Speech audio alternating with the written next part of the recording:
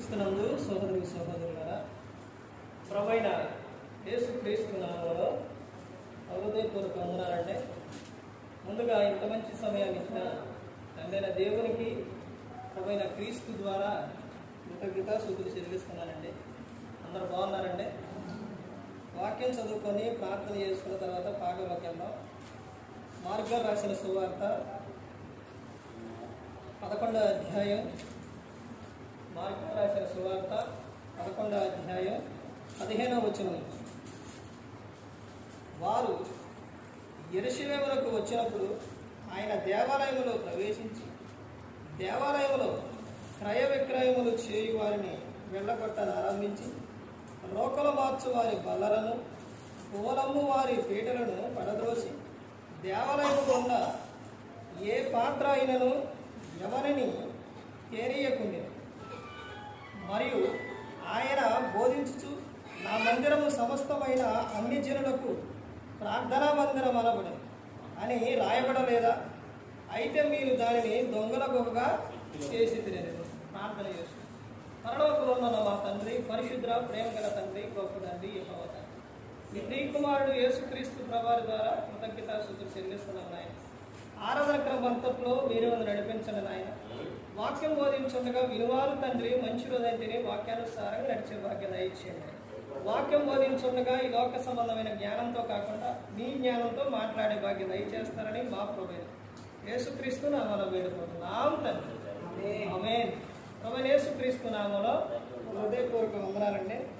దేవుని కుమారుడు యేసుక్రీస్తు ప్రభువు ఈ లోకానికి వచ్చిన తర్వాత పరలోక రాజ్యం సమీపిస్తుంది కనుక మారు మనసు పొందమని ప్రకటింప మొదలుపెట్టి అంశం పాఠం పేరు రాసుకోండి.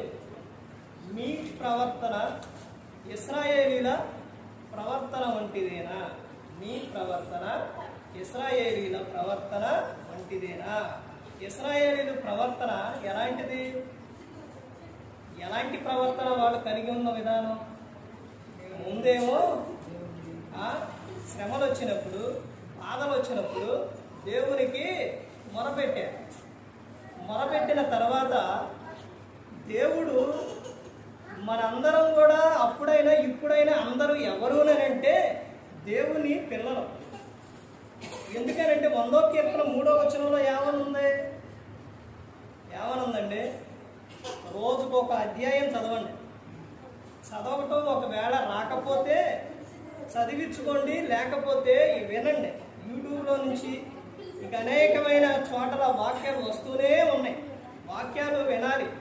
ఈ రోజున మనిషి ఎన్నో పనికి మాలిన అన్నీ వింటారు, పనికి మాలిన అన్నీ చూస్తూ ఉంటారు. సినిమా చూస్తున్నారా, సీరియల్ చూస్తున్నారా? ఆటికున్న సమయం దేవుని వాక్యానికి, దేవుని గ్రంథానికి కొంచెమన్నా సమయం ఇస్తే మన బ్రతుకులు బాగుంటాయి. ఇశ్రాయేలు ప్రజలు ఎలాంటి వారు అనంటే వారు శ్రమలో ఉన్నప్పుడు దేవునికి మొరపెట్టారు. ఎలాంటి భయంకరమైన శ్రమ అంటే అసలు ఒక రాజు కింద ఉన్నప్పుడు ఒక చాట పనికెళితేనే వాడు చెప్పింది చేయాలి. కానీ ఆ రోజున ఉన్న విధానం ఏంటంటే కఠినమైన పనులు, భారాలు వాళ్ళ మీద పెట్టేవారు, భయంకరంగా ఉండే. అలాంటి సమయాల్లోని దేవునికి మొరపెట్టుకుంటే దేవుడు ఏం చేసిందంటే ప్రవక్తలు పంపించి వాళ్ళందరినీ కూడా విడిపించారు. విడిపించిన తర్వాత వాళ్ళు అరణ్య ప్రాంతానికి వచ్చిన తర్వాత దేవుడిని నడిపించిన తర్వాత ఇక వాళ్ళకి ఏమొచ్చిందనంటే ఇక స్వేచ్ఛ వచ్చేసింది అనమాట. ఆ స్వేచ్ఛలోని ఏం చేశారంటే దేవుణ్ణి సేవకుని మీద తిరగబడటం మొదలుపెట్టారు. ఎలా తిరగడం మొదలుపెట్టారనంటే ముందు బాగానే ఉన్నారు. ముందు వాళ్ళు వెళ్ళేటప్పుడు వాళ్ళు వెనకేమో ఫరో సైన్యం, ముందేమో ఎర్ర సముద్రం. ఆ సమయంలోని మోషే గారు దేవునికి ఆయన మొరపెట్టుకున్నప్పుడు తర్వాత దేవుడేమో కర్ర చూపించమన్నప్పుడు అది పాయలు అవ్వటం, తర్వాత యువతాల నుంచి అవతాలకు వెళ్ళటం అవన్నీ జరిగింది, అయిపోయింది, బాగానే ఉన్నారు. తర్వాత అక్కడికి వెళ్ళిన తర్వాత వాళ్ళకి ఆకలయ్యే సమయంలోని ఆహారం కావాలంటే మన్నాను కురిపించుడు దేవుడు. ఏది కావాలంటే అది దేవుడు వాళ్ళకి ఇచ్చారు. ఇచ్చిన తర్వాత వాళ్ళు చేస్తున్న విధానం ఏంటంటే ఇక దేవుడంటే భయం లేదు, భక్తి లేదు, సేవకుల మాట అంటే లెక్క లేదు. ఇక శ్రమలు వస్తానే ఉన్నాయి, అన్ని వాడు చేసిన ప్రతి ఒక్క దానికి శిక్ష వస్తూనే ఉంది. కానీ గమనించట్లా. సేవకుడు ఒక మాట చెప్పాడంటే ఆ మాట ఎవరిది? ఎవరు చెప్పమన్న మాట? మత్తయి సువార్త 10:20. మీ తండ్రి ఆత్మ మీలో ఉండి మాట్లాడుతున్నారే కానీ మాట్లాడువారు మీరు కాదు అని యేసుక్రీస్తు ప్రభువు చెప్పారు. అంటే సేవకుడు ఇది చెయ్యాలి అని అంటే, ఇది ఇలా ఉండాలి అని అంటే, అబ్బో మాకు ఇది చాలా కష్టం. నీకు చాలా కష్టం అయితే నీ సొంత నిర్ణయంతో నువ్వు చేస్తే అది నీకు ఆశీర్వాదం కాదు, అది నీకు ప్రమాదమే. ఇశ్రాయేలీయుల ప్రవర్తన ఎలాంటిది అంటే ఒక భయంకరమైనది. వాళ్ళు చేసిన పనులకు, వాడు చేసిన ఉన్న విధానానికి కొన్ని వేల సంవత్సరాల క్రితం జరిగిన విషయం అపోస్తలుడైన పౌలు గారు పరిశుద్ధాత్మ దేవుని సహాయంతో, అంటే దేవుడు మరలా రాపించిండు. ఎందుకు రాపించారంటే అదిగో అలాంటి ప్రవర్తన కలిగి ఉండకూడదు. ఏం ప్రవర్తన కలిగి ఉన్నారు వాళ్ళు? మనం గ్రంథంలోకి వెళితే అర్థమవుతుంది. ఇశ్రాయేలీల ప్రవర్తన ఎలాంటిదో అనేది గ్రంథంలోనికి వెళితే అర్థమైంది. ఇప్పుడు చదవబడిన ఇక్కడ ఈ విషయంలోని యేసుక్రీస్తు ప్రభువారు చెబుతున్న విషయం ఒకసారి గమనించండి. యేసుక్రీస్తు ప్రభువారు ఎక్కడికి వెళ్ళారండి? మార్కు గారు సువార్త 11:15-16-17 వచనాల్లో యేసుక్రీస్తు ప్రభువారు ఎక్కడికి వెళ్ళారు? దేవాలయంలోకి వెళ్ళారు. దేవాలయంలోనికి ఆయన వెళ్ళినప్పుడు అక్కడ ఏం చేస్తున్నారండి? రకరకాల పనులు చేస్తున్నారు, వ్యాపారాలు చేస్తున్నారు. ఇవన్నీ చూసిన ఆయన తట్టుకోలేకపోయారు. అంటే దేవుని ఆలయం, దేవుని మందిరం, అంటే దేవాలయాన్ని ఏ విధంగా చేస్తున్నారు? దేవాలయానికి నువ్వు మందిరానికి వచ్చినప్పుడు నీ ప్రవర్తన ఎలా ఉండాలి? దేవుని మందిరం అంటే ఈ రోజున మనిషికి అర్థం అవ్వట్లేదు. 2 విషయాలు గమనించుకోవాలి. దేవుని మందిరం అనగా ఒకటి మన హృదయం. దేవుడు నివసించే ఆలయం ఏదంటే మన హృదయం. హృదయ శుద్ధి గల వారు ధన్యులు, వారు దేవుణ్ణి చూచెదరని చెబుతున్నారు. నీ హృదయం శుద్ధి లేకుండా, నీ హృదయంలో క్రీస్తుకి చోటు లేకుండా పెట్టుకుంటే నువ్వు దేవుణ్ణి ఎలా చూస్తావు? తర్వాత రెండో విషయం ఏంటంటే అందరూ కూర్చొని దేవుణ్ణి ఆరాధించే ఆ స్థలమే ఆ దేవాలయం, మందిరం. మందిరం విషయంలో ఎలా ఉండాలి? ఎంత జాగ్రత్త కలిగి ఉండాలి? మన ఇల్లు అయితే అలా వదిలేసుకుంటావా? వదిలేయం. ఏదైనా చేయాలంటే ఎందుకులే రేపు ఎల్లుండి ఇంకా వాయిదాలు పెట్టుకుంటావా? పెట్టుకోవు. కానీ దేవుని మందిరం విషయంలో, దేవుని పనుల విషయంలో మాత్రం మనకేమొస్తుంది? నిర్లక్ష్యం. అశ్రద్ధ చేస్తే చాలా ప్రమాదం. అశ్రద్ధ అనేది ఉండకూడదు. నేను ఇక్కడికి వచ్చినప్పుడు ఇక్కడి నుంచి ఇక్కడ ఇది అవ్వబోయేసరికి ఎప్పుడైతే అది ఎంతో ఎంతో ఇదిగా సంతోషంతో తీసుకొచ్చిన తర్వాత, ఇక్కడికి వచ్చిన తర్వాత అది ఎప్పుడైతే ఇది అవ్వదని మనసులోకి వచ్చిందో ఇక మనసులో టెన్షన్ పట్టుకుంది. ఇక అప్పుడే ఫోన్ చేసినప్పుడు ఆడికి వెళ్ళినప్పుడు అయ్యా ఫోన్ చేయాలంటే అసలు ఇక మనసు లేదు. ఇక్కడే అయిపోయింది మనసు. అమ్మ అయ్యా నేను చేపిస్తాను అయ్యానంటే ఆనందం.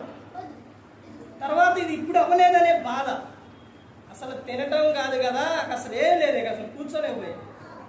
వెంటనే వెళ్ళిపోతూ ఇక దుఃఖం ఆగలేదు, కళ్ళమ్మటి నీరు. ఎందుకనంటే పని అయ్యిద్ది, కానీ దాన్ని మాట ఇచ్చారు, సంఘస్థులు మాట ఇచ్చారు అని అంటే దాన్ని చేపిస్తారు నమ్మకం ఉంది. కానీ అప్పుడు అవ్వలేదుగా. ఎందుకు నిర్లక్ష్యం అయింది?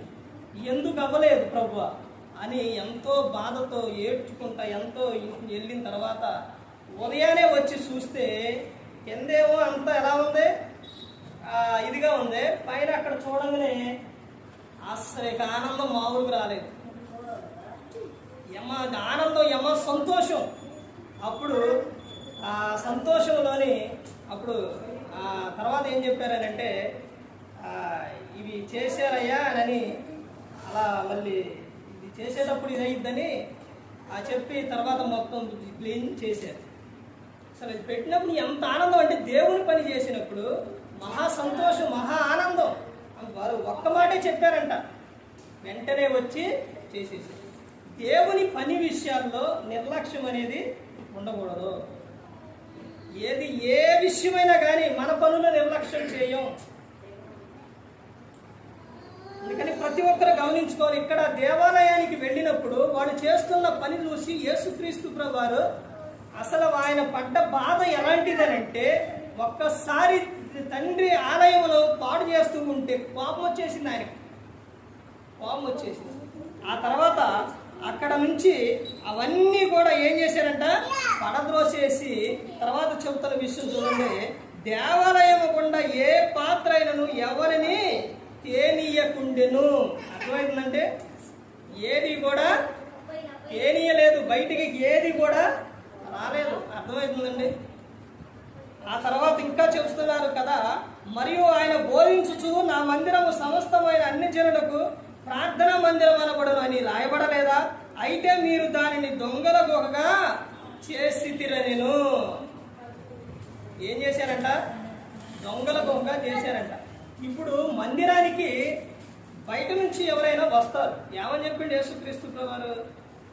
ఏమని చెప్పారంటే, నా మందిరము సమస్తమైన అన్ని జనులకు ప్రార్థనా మందిరం అనబడును అనేది ఉంది. ఇక్కడ ప్రార్థన జరుగుతుంది, ప్రార్థన చేయించుకొని వెళదాము, కొంచెం సేపు ఇలా కూర్చొని వెళ్దామని ఇలా వెళ్ళేటప్పుడు ఎవరైనా వస్తారు. దేవుడు చెప్పింది అక్షరాలు జరిగిద్దా జరగదా? జరిగిద్ది.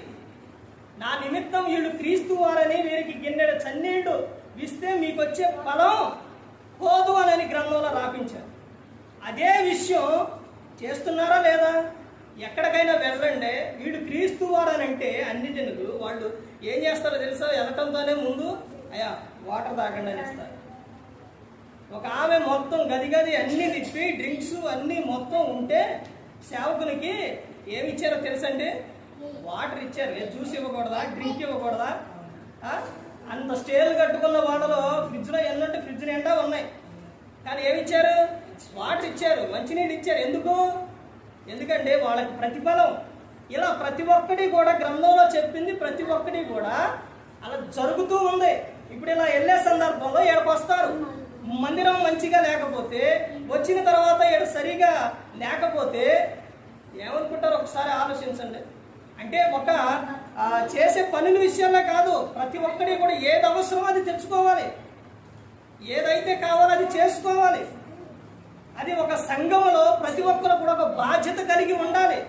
అలా చేయటం వలన ఏంటంటే మీకు అది ఆశీర్వాదం, అది దీవెన. ఏదండి ఎక్కడి నుంచి వస్తుంది అనుకుంటారా? దేవుడు చేస్తారు, సహాయం చేస్తారు, ఆయన ఇస్తారు. కాకపోతే ఆయన కార్యాలు ఎలా ఉంటాయి అంటే, మనం ఇప్పుడు పనికి వెళ్ళను, పని చేసిను, లేకపోతే వెంటనే సాయంత్రానికి ఏమిస్తారు? డబ్బులు ఇస్తారు. కానీ దేవునిది అలా ఉండదు. నువ్వు ఇప్పుడు చేస్తే ఆయన క్రమంగా ఏం చేస్తారు? సహాయం చేస్తారు. ఇశ్రాయేలీల ప్రవర్తన ఎలాంటిదేనంటే, గ్రంథంలోకి వెళ్ళి చూస్తే చూడండి, కొన్ని విషయాలు చూసి ముగిస్తాను. చూడండి, ఆ కీర్తన గ్రంథం 78వ కీర్తన 22వ వచనం చదువుతారా? చెప్పుకుంటే వెళ్ళమంటారు? చదువుతారండి? అయితే తీయండి. కీర్తన గ్రంథం 78వ కీర్తన 22వ వచనం చూడండి. వారు దేవుని యందు విశ్వాసం ఉంచకపోయిరి, ఆయన చేసిన రక్షణ యందు నమ్మిక ఉంచలేదు. చూశారండి, ఇశ్రాయేలు ప్రజల వారి ప్రవర్తన ఎలాంటిదంటే, వారు దేవుని యందు ఏముంచలేదంట? విశ్వాసం ఉంచలేదు. దేవుని పట్ల విశ్వాసం కలిగి ఉంటే దేవుడు నాకు ఇస్తారో, నాకు సహాయం చేస్తారో అనే విశ్వాసం అనేది, నమ్మకం అనేది ఉంటుంది. కానీ అది లేదు వాళ్ళకి. మన్నా అంటే మన్నా, మాంసం అంటే ఏమొచ్చినాయి? పూరేళ్ళు, చేపలు కావాలంటే సముద్రం నుంచి చేపలు, ఇవన్నీ ప్రతి ఒక్కటి వచ్చినాయి. కానీ వారు ఏముంచలేదు, విశ్వాసం ఉంచలేదు దేవుని పట్ల. తర్వాత ఇంకా చెప్తారు, ఆయన దయచేసిన రక్షణ యందు నమ్మిక ఉంచలేదు. రక్షణ యందు నమ్మిక ఉంచలేదు. ఈ రోజున రక్షణ యందు మనిషి ఏముంచట్లేదు అని అంటే, ఏముంచట్లేదు, నమ్మిక ఉంచట్లేదు. వాడు ఇంకా ముందుకెళ్తే వాడు ఇంకా చూసిన కీర్తనలు అక్కడే చూడండి, 19వ వచనంలో చూడండి ఏమని చెబుతున్నారు. 19,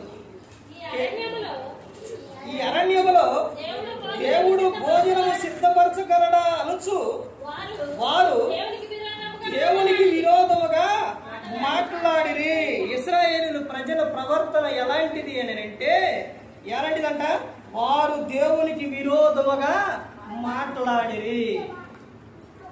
అంటే అక్కడ చెప్తున్న సందర్భం ఏంటి, ఈ అరణ్యంలో దేవుడు భోజనం సిద్ధపరచగలడా అనుచు అంటే, నిన్ను పుట్టించిన ఆయన పట్టించుకోడా? నిన్ను ఈ లోకంలో ఆయన పుట్టించి తల్లి గర్భంలో పిండంగా ఏర్పడ్డ కాడి నుంచి ప్రతి క్షణము కూడా నీకు ఏది అవసరమో అది చేస్తూ, తల్లిదండ్రుల ద్వారా నీకు సహాయం చేస్తూ, నిన్ను కాపాడుతూ, నీకు గాలి కావాలంటే గాలి, నీరు అన్ని సమస్తాన్ని కూడా ప్రతి ఒక్కటి కూడా ఇస్తూ కాపాడుతూ వస్తున్న ఆయన నీకు తినడానికి ఇవ్వడా, తాగడానికి ఇవ్వడా? కానీ వాళ్ళు ఏం చేశారంట, దేవుని మీద విరోధముగా మాట్లాడేది. దేవునితో విరోధం. ఒక్కసారి దేవుని మీద విరోధంగా వస్తే ఇక సేవకుని మాట కూడా వినరు. ఇక మోషే మీద తిరగబడటం, మోషే ప్రవక్త అంటే లెక్క లేకుండా మాట్లాడటం, ఇలా దేవుని మీద విరోధముగా మాట్లాడుతూ వాళ్ళు వచ్చారు. తర్వాత ఇంకా ముందుకెళ్తూ చూడండి, 78వ కీర్తన 10వ వచనంలో చూడండి ఏమని చెప్తున్నారు. వారు దేవుని నిబంధనలు కైకొనకపోయిరి, ఆయన ధర్మశాస్త్రము అనుసరింపనొల్లక పోయి. వారు దేవుని నిబంధన ఏం చేశారట, కైకొనకపోయిరి. దేవుని నిబంధన, ఇదిగో నా నిబంధన, నేను చెబుతున్న విషయం ఇదిగో ఈ విధంగా ఉండాలి అని దేవుడు చెబుతూ ఉంటే ఆ నిబంధనలు వారు ఏమయ్యారంట, వినలేదు.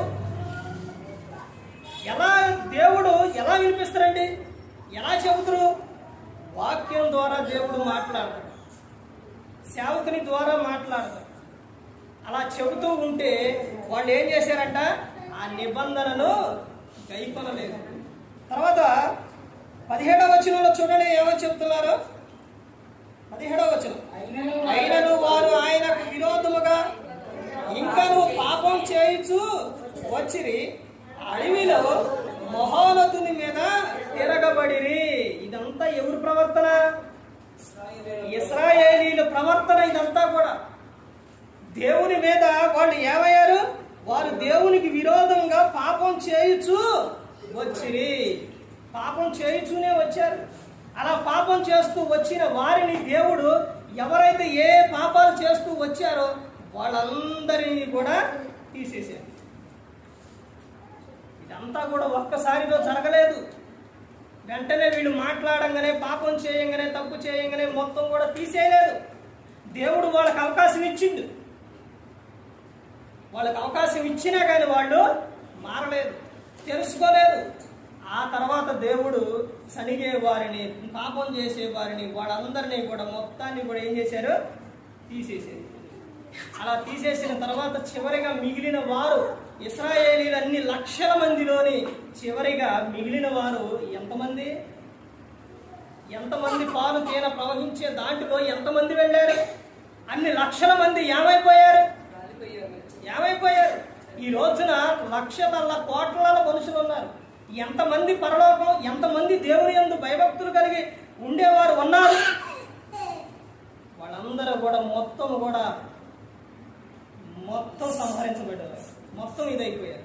అంటే దేవుడు చూడట్లేదు అనుకుంటున్నారు. పుట్టించిన ఆయన చూడకుండా ఉంటాడా?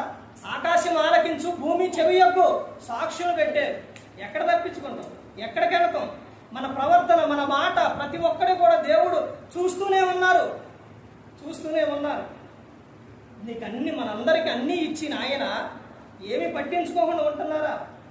ఈ రోజున ఇలా కూర్చున్నావంటే, ఈ రోజున ఆనందంగా కానీ సంతోషం కానీ ఈ రోజున ఇలా జీవిస్తున్నావంటే అది దేవుని కృప, దేవుని కాపుదల. కానీ మనిషి అది ఏమైపోతున్నారంటే అవి మరిచిపోతున్నారు.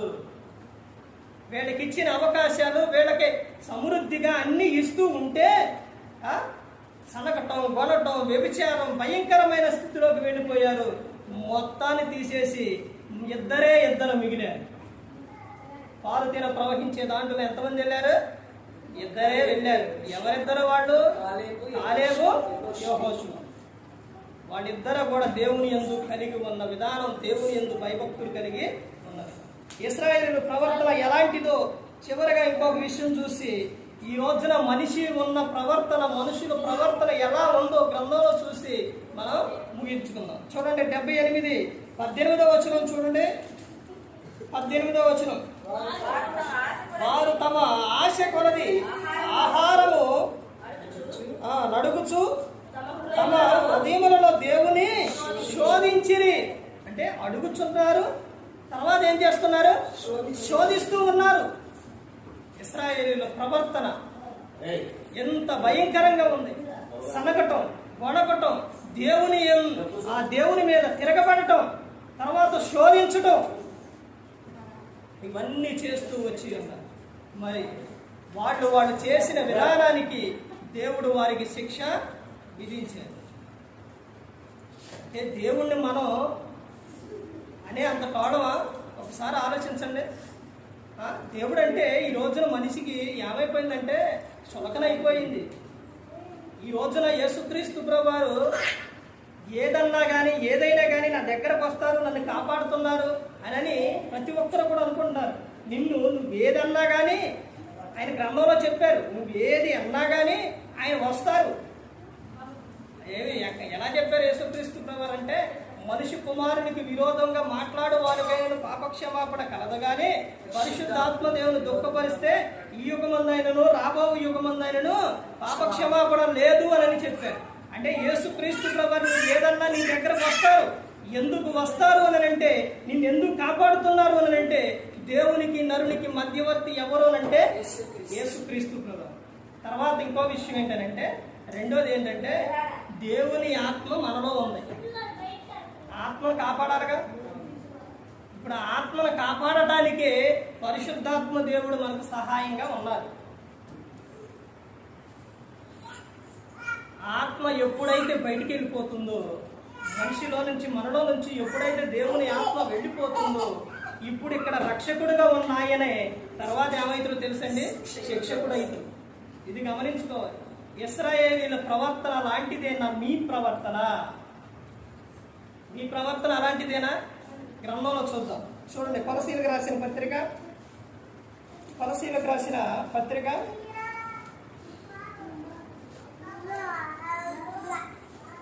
2వ అధ్యాయం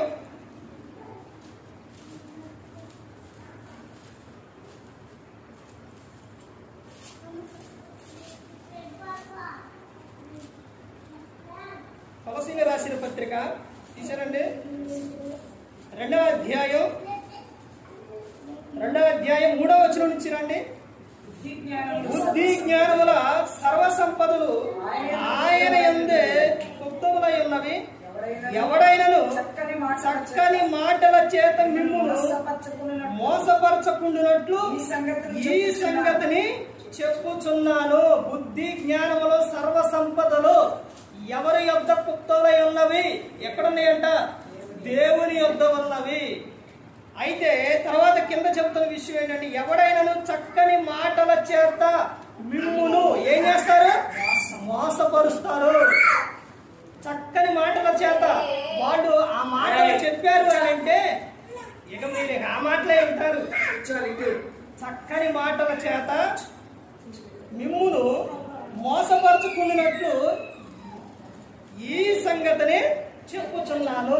అపోస్తలుడైన పౌలు గారు కొలసీ సంఘానికి పత్రిక రాస్తూ, ఇదిగో మీరు దేవుని యందు ఉన్నారు, దేవుని యందు భయభక్తులు కలిగి ఉన్నారు. అయితే మీరు కలిగి ఉన్న విధానం ఏంటంటే, ఇదిగో మీకు కొన్ని మాటలు చెప్పి మిమ్మల్ని ఏం చేస్తారు? దారి తప్పిస్తారు, మోసపరుస్తారు. అందుకని మీరు ఎలా ఉండాలని చెప్తున్నారంటే జాగ్రత్త కలిగి ఉండాలి. ఎలా ఉండాలి? జాగ్రత్త కలిగి ఉండాలి. తర్వాత చూడండి, నేను శరీర విషయంలో దూరంగా ఉన్నాను, ఆత్మ విషయంలో మీతో కూడా ఉండి యోగ్యమైన ప్రవర్తనను క్రీస్తునందలి మీ స్థిర విశ్వాసమును చూచి ఆనందించుతున్నాను. అపోస్తలుడైన పౌలు గారు చెప్తున్న విషయం ఎలా ఉండాలి అంటే స్థిరమైన విశ్వాసం. స్థిరమైన విశ్వాసం గల లేకపోతే సేవకుడు ఉన్నప్పుడేమో ఒకలాగా, సేవకుడు లేనప్పుడేమో ఒకలాగా ఉంటే వారి ప్రవర్తన గురించి, ఆ ప్రవర్తన చూసినప్పుడు, ఆ ప్రవర్తన గురించి చెప్పినప్పుడు ఎలా ఉంటుందో తెలుసండి, తట్టుకోలేని బాధ వస్తుంది. మీరు ఎల్లప్పుడూ కూడా క్రీస్తులో ఉండి మీరు స్థిరమైన విశ్వాసం, స్థిరముగా క్రీస్తులో ఉంటే సేవకుడు బ్రతికినట్టే. మీరే గన మీ ప్రవర్తన సరిగా లేకపోతే, మీరు దేవుని పట్ల విశ్వాసం కలిగి లేకపోతే సేవకుడు చనిపోయినట్టే. అర్థమవుతుందండి? మీ విషయమై దేవునికి ఏం చెప్పాలో తెలుసండి, లెక్క చెప్పాలి. అర్థమవుతుందండి? నువ్వు ఈ విషయం చెప్పావా, వాళ్ళకి చెప్పావా, దేవుడు అడుగుతాడండి. దేవుడు అడుగుతాడు. అందుకని ప్రతి ఒక్కటి కూడా గమనించుకోవాలి. ఎలా ఉండాలని అపోస్తలుడైన పౌలు గారు చెబుతున్నారంటే మీరు స్థిరమైన విశ్వాసం కలిగి ఉండాలి. అలా ఉంటేనే మాకు ఏం కలుగుతుందంట? ఆనందం కలుగుతుంది. అలా విశ్వాసం లేకపోతే సేవకునికి దుఃఖమే. బయట మిమ్మల్ని బాధ పెట్టాలని విషయం చెప్పట్లేదు కానీ బయట ఒక్కసారి బయట ఎక్కడన్నా బయట చూడండి సంఘాలు, ఒక సేవకుడు ఒక ప్రాంతం నుంచి ఒక చాటకు వచ్చాడు అని అంటే అక్కడున్న ఆ ఊరు కానీ లేకపోతే ఆ ప్రాంతంలో కానీ ఉన్న విశ్వాసులు సేవకుడు ఎందుకు వచ్చిండు? సేవకుడు ఒక చాట నుంచి ఇంకో చాటకు వస్తున్నాడు అని అంటే ఎందుకు వస్తున్నాడంటే దేవుని పని నిమిత్తం వస్తారు అని వాళ్ళు సేవకుడు వచ్చిందా అని వెంటనే ఉంటారు. అంటే మీ పనులు వదిలిపెట్టుకొని ఉండమని నేను చెప్పట్లేదండి, అర్థమవుతుందండి? కాకపోతే దేవుని పని విషయాల్లో ముందుకు సాగాలి. అలా ఒకనాడు జరిగిన విషయం ఏంటనంటే రోమాపట్నం భయంకరమైన పట్టణం. అక్కడున్న చక్రవర్తి మొత్తాన్ని కూడా ఇక్కడ నుంచి ఖాళీ చేసి మీరందరూ కూడా వెళ్ళిపోండి అని చెప్పారు. అందరూ కూడా బయలుదేరారు. మరి రాజుకి చక్రవర్తి భయపడాలిగా, అందరూ కూడా బయలుదేరారు. అలా బయలుదేరి వెళ్ళే సమయంలోని అక్కడకు ఎవరు వెళ్తారు అని అంటే అపోస్తలుడైన పౌలు గారు వెళతారు. అపోస్తల కార్యాల్లో ఉంటుంది. తర్వాత రోమీలు రాసిన పత్రిక 16వ అధ్యాయంలో ఉంటుంది. అక్కడకు వెళ్ళిన తర్వాత అపోస్తలుడైన పౌలు గారు అక్కడ ప్రాంతానికి ఎందుకు వచ్చారు? ఆయన ఎవరు అని అంటే సేవకుడు ఎందుకు అక్కడికి వెళ్ళాడంటే సువార్తలు చెప్పడానికి, ఆత్మలను రక్షించడానికి, క్రీస్తుని గురించి ప్రకటించడానికి. అందుకని వచ్చారు అని మా ప్రాణాలు పోయినా పర్లేదు, మేము చనిపోయినా పర్లేదని, ఏదైనా పర్లేదని అపోస్తలుడైన పౌలు గారికి, దేవుని సేవకునికి సహకారంగా అక్కడ 2 వ్యక్తులు మిగిలిపోయారు. తమ ప్రాణముల అపోస్తల కార్యాలు 16వ అధ్యాయం 2-3 వచనాలను చదివితే అక్కడ ఏముంటుందో తెలుసంటే అపోస్తలుడైన పౌలు గారు వారి గురించి చెబుతారు. ఎవరు వాడిద్దరు? ఎవరు? అపోలా ప్రిస్కిల్లా. వారు నా ప్రాణముకైనను తమ ప్రాణములు ఇచ్చుటకైనను తెగించారు అని చెప్తారు. అక్కడి నుంచి వెళ్ళకపోతే చక్రవర్తి చంపేస్తారు, వెళ్ళిపోవాలి. అయినా పర్లేదు, చక్రవర్తి చంపేసినా పర్లేదు, మేము మాత్రం సేవకునికి అండగా తోడుగా ఉంటాం. ఆయన ఇక్కడికి వచ్చారు, సువార్తను ప్రకటించడానికి వచ్చారు. అలా సేవకునికి అండగా తోడుగా అంటే సహకారంగా ఉంటే అది వాళ్ళకి ఆశీర్వాదం. వాళ్ళు దేవుని పనిలో పాలి వస్తే వాళ్ళకి కూడా ఏముంది? వాళ్ళకి హక్కు ఉంది, వాళ్ళకి ఆశీర్వాదం. అలాగే అపోస్తలుడైన పౌలు గారికి సహకారంగా వాళ్ళిద్దరు కూడా ఉన్నారు. ఆయన ఎక్కడికి వెళ్తే అక్కడికి వెళ్ళటం ఆయనకి ఎంతో సహకారంగా ఉన్నారు. తర్వాత అపోస్తలుడైన పౌలు గారు చెబుతారు, వారు ఇలా నాకు ఎంతో సహకారంగా ఉన్నారు, వారికి కూడా వందనాలు చెప్పుండి అని చెప్తారు. వారికి అన్ని జనులు ఏమై ఉన్నారంట? కృతజ్ఞులై ఉన్నారు. వారి ఎంత ఏమున్నదని చెప్పారు? మరి ఇంట ఏమున్నదండి? సంఘం ఉన్నది అని చెప్పారు. ఇలా సేవకునికి ఎంతో మంది బైబిల్ గ్రంథంలో ఎంతో మంది ఆశ్రయం ఇచ్చిన వారు, లేకపోతే సేవకునికి పని విషయాల్లో, దేవుని పని విషయాల్లో సహకారంగా ఉన్న వాళ్ళ జీవితాలు వాళ్ళు ఎప్పుడు కూడా దిగజారిపోలేదు, లేకపోతే ఇదైపోలేదు. వాళ్ళు ఎలా ఉన్నారంటే దేవుడు వాళ్ళనే దీవించారు, ఆశీర్వదించారు. సునేమిరాలు ఏం చేసిందండి? ఎలీషాను మన ఇంటికి వచ్చి పోతున్న ఆయన ఎవరంట? దైవజనుడు అని ఎవరికి చెప్పింది? భర్తకు చెప్పింది. తర్వాత దేవుడు వాళ్ళకు బహుమానం ఇచ్చారు. అంటే ఆ తర్వాత అనారోగ్యం వచ్చినా, చనిపోయినా మరలా కుమారుడు బ్రతికిండు. అలా ఎంతో మంది అండి, ఎంతో మంది. తర్వాత ఏలియా గారిని ఒక చాటకి ఒక చాటకి ఎక్కడికి అంటే సారే పత్రాలు విధవరాలింటికి అక్కడికి పంపించిన తర్వాత ఆడికి వెళ్ళిన తర్వాత, అమ్మ తినడానికి ఏమైనా ఉందానంటే ఏముంది, ఏ లేదు, కొంచెమే మా బాబుకి కొంచెమే పిండి, కొంచెమే నూనె ఉందంటే అదే తీసుకొచ్చి పెట్టు అంటే అసలు ఎట్టుండింది ఒకసారి చెప్పండి.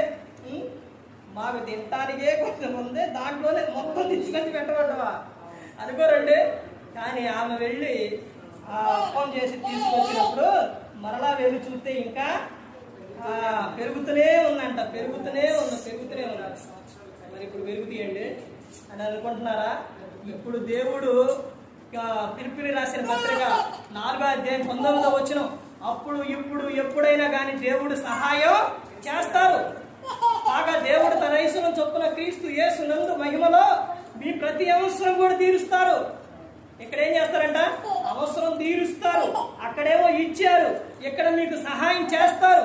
చేయకుండా అనేది ఆయన ఉండరు. నీకేది అవసరమో దేవుణ్ణి అడుగు. దేవునికి సేవకులు సహాయం చేస్తే నీకు ఆయన ఏం చేస్తారో తెలుసా అండి? సహాయం చేస్తారు. ఆయన మీ ప్రతి అవసరం తీరుస్తారు. అలాగే ఇంకా ఎంతో మంది అండి, ఎంతో మంది. ఆ తర్వాత అప్పులు చేసి ఒక ఆయన చనిపోతే ఎలీషా గారి దగ్గరకు వెళ్ళినప్పుడు అక్కడ జరిగిన విషయం ఏంటంటే,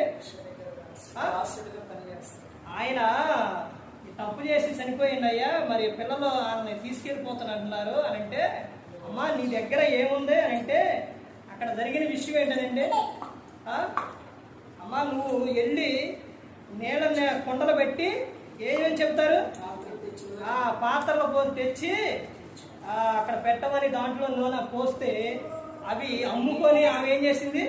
అప్పు తీర్చింది. ఇలా దేవుడు ప్రతి ఒక్క విషయంలో కూడా దేవుడు సహాయం చేస్తూనే వచ్చాడు.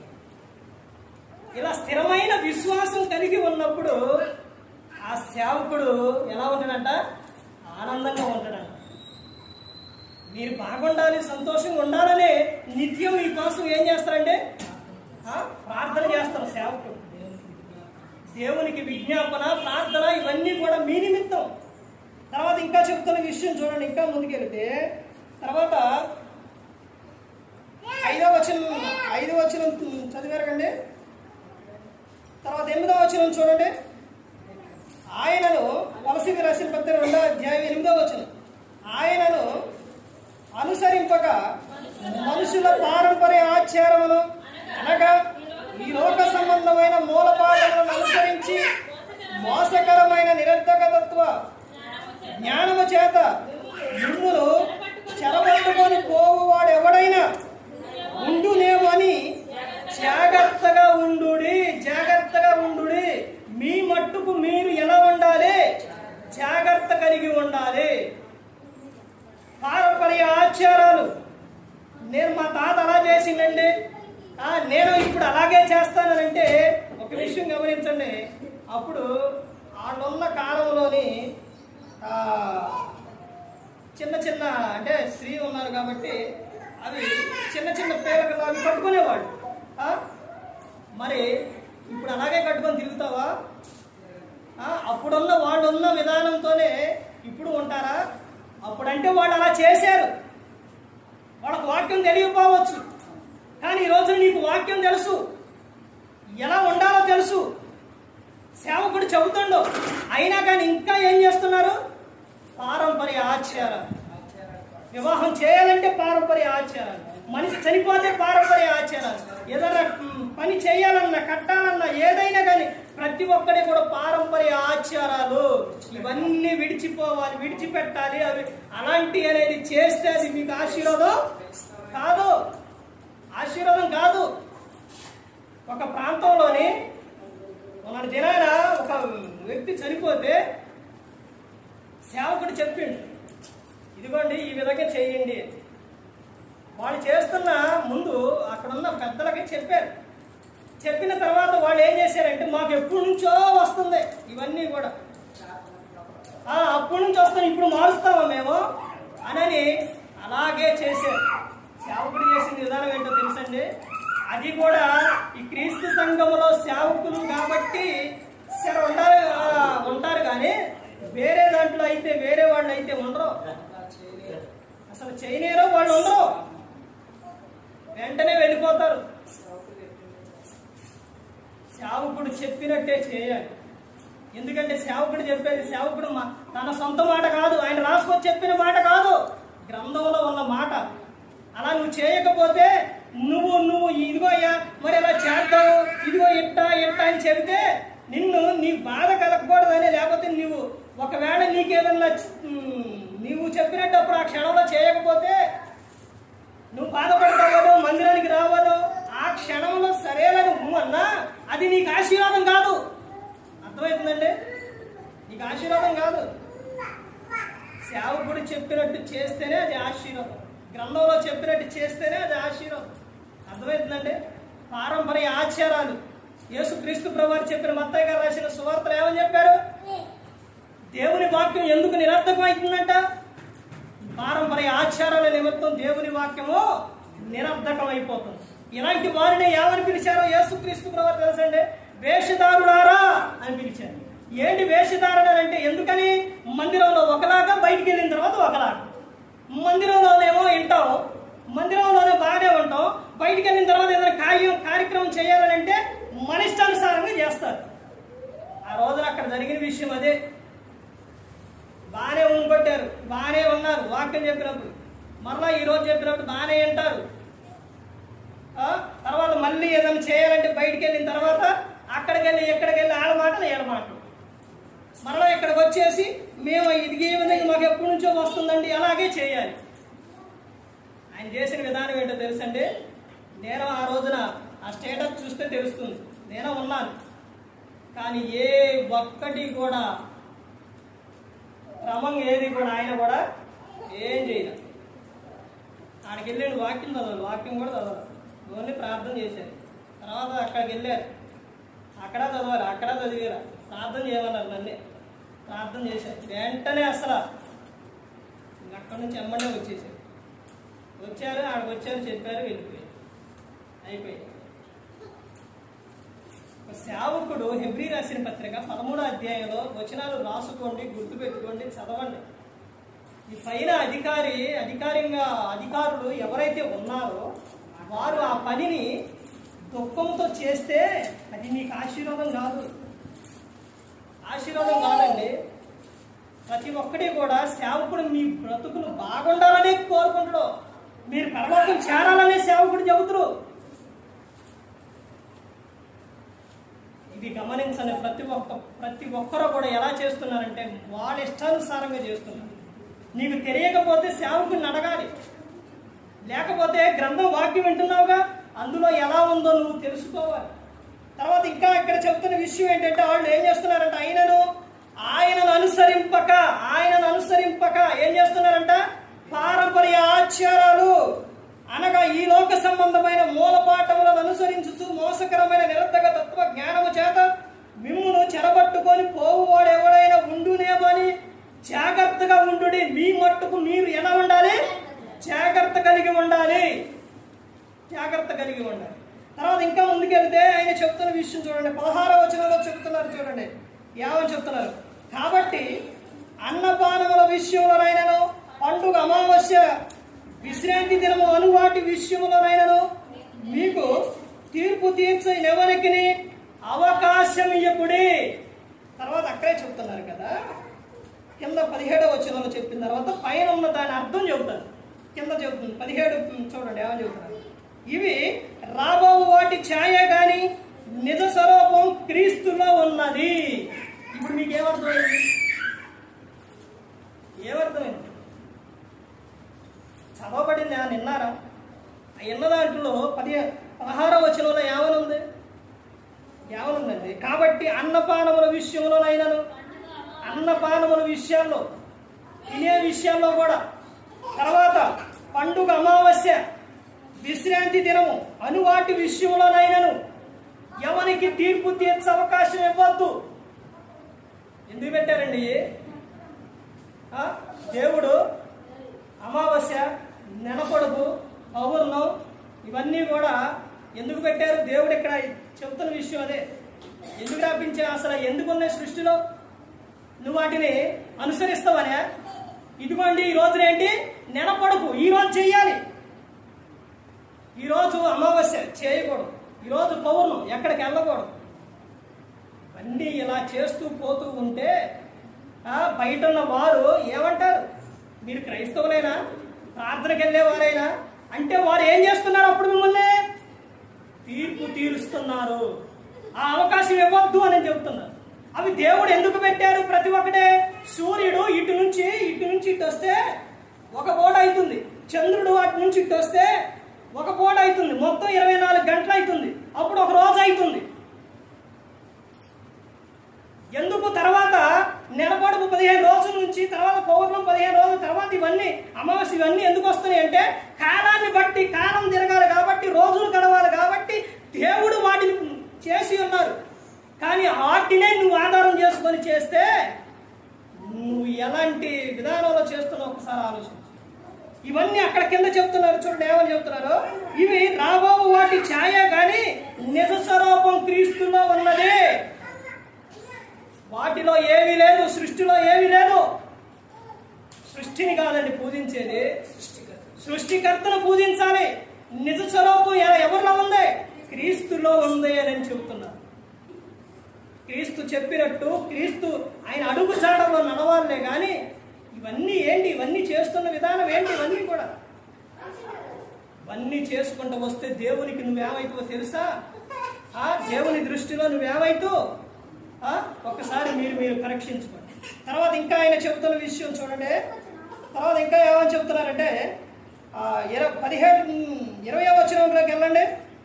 మీరు 22 మీరు క్రీస్తు కూడా లోకం యొక్క మూలపాఠముల విషయమై మృతి పొందిన వారైతే లోకములో బ్రతుకుచున్నట్టుగా మనుషుల ఆజ్ఞలను, పద్ధతులను అనుసరించి చేత పట్టుకొనవద్దు, రుచి చూడవద్దు, ముట్టవద్దు అను విధులకు మీరు లోబడనేలా అవన్నీ వాడుకొనుట చేత నశించిపోవును. ఏమైపోతారంట? లోకంలో ఉన్న వాటిని అన్నిటినీ అనుసరించి మూలపాఠాలు ఇవన్నీ కూడా మీరు అనుసరిస్తూ వస్తే ఏమైపోతారంట? నశించిపోతారు అని చెబుతున్నారు. ఇదిగోండి మా తాత అలా చేసిండండి, అప్పటి నుంచి వస్తుందండి, ఇలా చేయాలండి, అలా చేయాలండి, ఇవన్నీ చేసుకుంటూ వస్తే గ్రంథం చెబుతున్న విషయం ఏంటంటే దేవుడు ప్రతి ఒక్కరిని కూడా ఊరుకోరు. తర్వాత ఇంకా చెబుతున్న విషయం, ఇంకా ముందుకెళ్తే ఆయన చెబుతున్న విషయం చూడండి 23లో కూడా చూడండి. అట్టివి స్వేచ్ఛారాధన విషయంలోను, వినయ విషయంలోను, దేహ శిక్ష విషయంలోను, జ్ఞాన రూపకమైన ఎంచబడుచున్నవే గాని శరీరేచ్ఛ విగ్రహ విషయంలో ఏ మాత్రము ఎన్నిక చేయదగినవి కావు. అవి స్వేచ్ఛారాధన అంటే స్వేచ్ఛగా చేస్తున్నావు, అవన్నీ కూడా ఎన్నిక చేయదగినవి కావు అని చెబుతున్నాను. ఇప్పుడు చెప్పండి, 2 విషయాలు చూపించానా? ఒకటి ఎవరు ప్రవర్తన చూపించారు? పాఠం పేరేంటి? మీ ప్రవర్తన ఇశ్రాయేలీయుల ప్రవర్తన వంటిదేనా? ఇశ్రాయేలీయుల ప్రవర్తన ఎలాంటిది? దేవునికి విరోధంగా తిరిగిన వారు, తర్వాత దేవుని దూషించిన వారు, ఈ ప్రవర్తన వారి ఇష్టానుసారంగా చేశారు. ఇప్పుడు మీ ప్రవర్తన ఎలాంటిది అన్నది కూడా చూపించాను. అంటే ఈ రోజున ఉన్న ప్రజల ప్రవర్తన చూపించాను. ఇప్పుడు వాళ్ళ ప్రవర్తన లాంటిదేనా మీ ప్రవర్తన కూడా?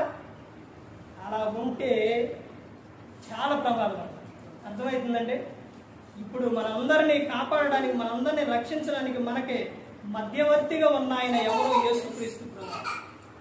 ఆయన చెప్పినట్టే చేయాలి. ఆయన చెప్పినట్టే చేయాలి. చాలా మంది మొన్న ఒక ఆయనకు సువార్త అంటే రక్షణ పొందడానికి వెళ్తే ఆయన చెబుతున్న విధానం ఏంటంటే, గ్రంథంలోని ఇవి 66 పుస్తకాల్లో ప్రవక్తలు రాశారు, దేవుడు చెప్పిన విషయాలు రాశారు. అయితే ఆయన చెప్తున్న విషయం ఏంటంటే, దేవుడు చెప్పింది యేసుక్రీస్తు ప్రభువు చెప్పింది, ఇవే కరెక్ట్. ఆయన ఆలోచన చూడండి. అంటే యేసుక్రీస్తు దేవుడు, యేసుక్రీస్తు ప్రభువు, ఇవే ఉన్నాయి ఆయన ఆలోచన. నిత్యం ప్రతి ఆదివారం ఎక్కడైనా కూడికలైనా, మీటింగ్స్కి అయినా, ఆరాధనకైనా వెళ్ళేవారు మరి ఇదిగో ఈ విషయం ఎవరు చెబుతున్నారు, ఈ విషయం మరి ఇలా చేయాలి అనే ఆలోచన ఏమైనా ఉందండి క్రైస్తవులకు? బయట ఉన్న వ్యక్తులను చూడండి ఏ విధంగా వాళ్ళు ఉన్నారు. ప్రతి ఒక్కరు గమనించుకొని మన ప్రవర్తన ఎలా ఉండాలని బైబిల్ గ్రంథం చెబుతుందంటే, మీ మట్టుకు మీరు జాగ్రత్త కలిగి ఉండాలి అనేది చెప్తుంది. ప్రతి ఒక్క విషయంలో అలా జాగ్రత్త కలిగి లేనప్పుడు ఏం జరుగుతుందని అంటే, మనమే ప్రమాదంలో పడిపోతాం. ఏ ఒక్కరు కూడా ప్రమాదానికి వెళ్ళిపోకూడదు. ఏ ఒక్కరు కూడా నశించి నరకానికి వెళ్ళిపోకూడదు. ఈ లోకంలో ప్రతి ఒక్కరు కూడా ఫలించాలి, అభివృద్ధి చెందాలి, బాగుండాలని దేవుడు కోరుకున్నారు. అందుకని యేసుక్రీస్తు ప్రభువుని ఈ లోకానికి పంపించి ఉన్నారు. అందుకని ఆయన ఈ లోకానికి వచ్చి మనందరి కోసం శిలువలో తన ప్రాణాన్ని పెట్టి ఉన్నారు. ఏ కార్యక్రమం చేసినా, ఏదైనా కానీ ప్రతి ఒక్కటి కూడా వాక్యానుసారంగా చేయండి. మీ జీవితాలు బాగుంటే మీరు బహుగా ఫలించి అభివృద్ధి చెందుతారు. భూమి మీద మీరు బహుగా ఫలిస్తారు. ఒకరు మీ దగ్గరకు వచ్చి గౌరవించే విధంగా మాట్లాడతారు, గౌరవపరంగా ఉంటారు. అంటే ఇంకా ఎలా ఉంటారు అని అంటే, మీ ద్వారా ఏమొస్తుంది? దేవునికి మహిమ వస్తుంది. నా నామం అన్ని జనుల మధ్య దూషణ పాలు అవుతుంది అంటే కారణం ఎవరో? మీరేనని చెప్పారు. ఏ ఒక్క విషయంలో, మాట విషయంలో కానీ, ప్రవర్తన విషయంలో కానీ, ఏ ఒక్క విషయంలో కానీ సరిగా లేకపోతే దేవునికి మహిమ అనేది రాదు. ఈ గ్రంథం పట్టుకున్న తర్వాత, క్రీస్తులోకి వచ్చి బాప్తిసం పొందిన తర్వాత నువ్వు మందిరానికి వస్తున్నావు అంటే అడుగున ప్రతి క్షణం కూడా నిన్ను గమనిస్తూ ఉంటారు. మొన్న బాబు ఇలా టీవీ మూవీ వస్తూ ఉంటే అక్కడ కూర్చొని ఆ పక్కనే ఇలా కూర్చున్నారు. గబుక్కునంటే ఇలా తల ఇలా మామూలుగా ఇలా ఉండి ఇలా కూర్చున్న తర్వాత ఇలా గబుక్కునంటే ఇలా తలకాయలు అయిపోయేసరికి, ఏం మాయ టీవీ ఎక్కడ చూస్తున్నాడు అని వెంటనే చూసారా? ఎలా గమనించారు? వెంటనే ఇలా లేదు, ఇలా అనగానే ఎమ్మంటే ఇలాగా చూసి ఎమ్మంటేనే అన్నా. చూశారండి? అప్పుడు నేను చెప్పాను, లోకంలో ఉన్నప్పుడు గబుక్కునంట కళ్ళు ఉన్నప్పుడు త్వరగా అనేది ఒక స్త్రీనైనా లేకపోతే ఏదైనా కానీ, ఒక పురుషుడినైనా కానీ అలా టక్కనంటే చూడకుండా అనేది ఉండరు. అలా చూపు వెళుతుంది, కానీ వెంటనే అలా దాన్ని నువ్వేం చేయాలి? అలా చూడకూడదు. వెంటనే నువ్వేం చేయాలి? నీ చూపు తిప్పుకోవాలి. అదే విషయం చెప్పారు. అర్థమైందండి? అదే పనిగా నువ్వు చూస్తున్నావంటే దాని మీద నీకు ఆలోచన ఉండదు. అలా ఎప్పుడు కూడా మనం దేవునికి మహిమకరంగా ఉండాలి, దీవెనకరంగా ఉండాలి. మన ద్వారా ఘనత, మహిమ, ప్రభావాలు ఆయనకు రావాలి. ఎందుకు రాపించిన దేవుడు మీ ప్రవర్తన ఇశ్రాయేలు ప్రవర్తన వంటిదేనని ఎందుకు చెబుతున్నారు? వాళ్ళ ప్రవర్తన సరిగా లేదు కాబట్టి లోటు వారిని జ్ఞాపకం చేసుకోమని చెప్పిండు. ఎందుకు జ్ఞాపకం చేసుకోమని చెప్పిండు? బైబిల్ గ్రంథంలో ఎంతో మందిని గురించి ఉన్నాయి, మంచివి ఉన్నాయి. ప్రతి ఒక్కటి కూడా దేవుడు రాపించాడు. ఎందుకనంటే, ఇదిగో నాయన ఇది చెడు, ఇది తీసుకుంటే నీ జీవితం పాడైపోతుంది, ఇది మంచి, ఇది తీసుకో, నీ జీవితం బాగుంటుంది, నువ్వు భూమి మీద ఫలిస్తావు, నువ్వు ఈ లోకం విడిస్తే పరలోకానికి చేరతావు, యుగ యుగాలు ఆనందంగా సంతోషంగా ఉంటావని చెప్పి ప్రతి ఒక్కరు గమనించుకోవాలి. ప్రతి ఒక్కరు కూడా ఏ ఒక్కరు కూడా నశించి నరకానికి వెళ్ళిపోకూడదని యేసుక్రీస్తు ప్రభువు ఈ లోకానికి వచ్చి మనందరి కోసం సిలువలో తన ప్రాణాన్ని పెట్టి ఉన్నారు. ఆ సిలువ త్యాగం ప్రతి ఒక్కరికి గుర్తు రావాలండి. అడుగడుగున నువ్వు పనికి వెళుతున్నా, ఎక్కడైనా కూర్చున్నా, ఏదైనా కానీ మాటలో కానీ ప్రతి క్షణము కూడా నీకెవరు గుర్తు రావాలి?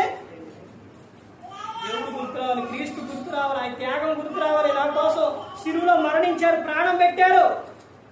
మనం చేసిన ప్రతి ఒక్క పనికి కూడా ఆయన శిక్ష అనుభవించారు. ఆ త్యాగం గుర్తు రావాలి. ఏ ఒక్కరు కూడా త్యాగాన్ని మర్చిపోకూడదు. ప్రతి ఒక్కరు కూడా దేవుని యందు భయభక్తులు కలిగి పరిశుద్ధాత్మ మాట ఇంటూ హృదయశుద్ధిని కాపాడుకుంటూ క్రీస్తుని పోలే నడుచుకున్నప్పుడు ఈ లోకం విడిచినప్పుడు ఎక్కడికి వెళ్తారు? పరలోకానికి చేరుకుంటారు. అదే శాశ్వతమైనది, ఎల్లప్పుడూ ఆనందంగా సంతోషంగా. మరి ఈ విధంగా నిలబెట్టి మాట్లాడించిన తండ్రి దేవునికి కృతజ్ఞతాస్తుతులు చెల్లిస్తూ ఇంతవరకు శ్రద్ధగా ఉన్న మీకు ప్రభు పేట హృదయపూర్వకంగా చెల్లిస్తూ మాట అందరికీ వందనాలు.